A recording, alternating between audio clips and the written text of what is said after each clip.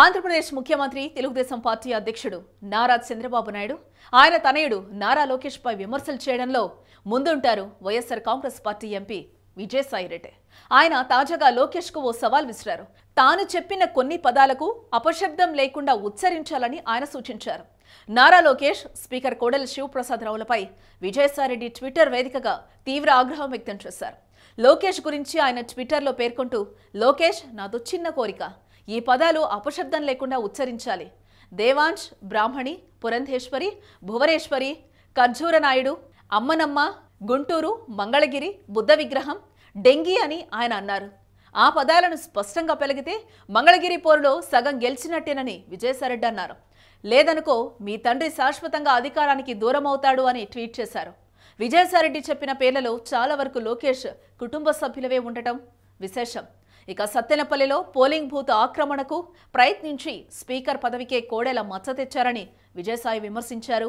5 ఏళ్లు స్పీకర్ కొడుకు ప్రజలను అనేక రకాలుగా హింసించాడని, తీవ్ర ప్రజా వ్యతిరేకత కనబడటంతో రిగ్గింగ్కు ప్రయత్నించారని ఆయన ఆరోపించారు. యువకులు అడ్డుకోవడంతో చొక్కా చించుకొని సొమ్ముసిల్లినట్టు నాటకమాడారని ఆయన అన్నారు.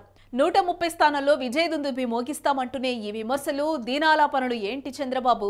ఈసీ పైన, ప్రభుత్వ యంత్రాంగం పైన నోటికొచ్చినట్టు మాట్లాడటం ఎందుకు? కాసేపు బ్యాలెట్ పేపర్లు ఉండాలంటాడు, మరి కాసేపు టీడీపీకేస్తే ఫ్యాన్ గుర్తుకు పోయాయంటాడు. టోటల్ కన్ఫ్యూజన్ స్టేజ్లో ఉన్నాడని ఆయన అన్నారు. అలాగే విశాఖ లోక్సభ స్థానానికి టీడీపీ అభ్యర్థిగా బాలకృష్ణ చిన్నలుడు శ్రీభరత్కు టికెట్ ఇచ్చి జనసేన లక్ష్మీనారాయణకు ప్రచారం చేయాలని క్యాడర్ను ఆదేశించాడు. ఖర్చంతా భరత్తోనే పెట్టించాడు, అయినా వర్కౌట్ కాలేదు. విశాఖలో ఫ్యాన్ అభ్యర్థి సత్యనారాయణ భారీ మెజార్టీతో గెలుస్తున్నాడని విజయసాయిరెడ్డి పేర్కొన్నారు. వీటికి తోడు ఎలక్షన్ కమిషన్లు రీఫార్మ్స్ తీసుకొస్తాడట. చీఫ్ సెక్రటరీ ఎల్వి సుబ్రహ్మణ్యన్ను కోవర్ట్ అంటాడు.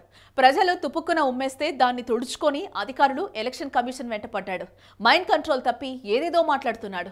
డ్రామాలు ఆపేసి ఓట్ల లెక్కింపు దాకా మానసిక చికిత్స తీసుకో అని ఆయన చంద్రబాబు, లోకేష్, కోడెలపై వరుస ట్వీట్స్ చేశాడు. Hi, this is Eba Patel. Please subscribe to LOTV.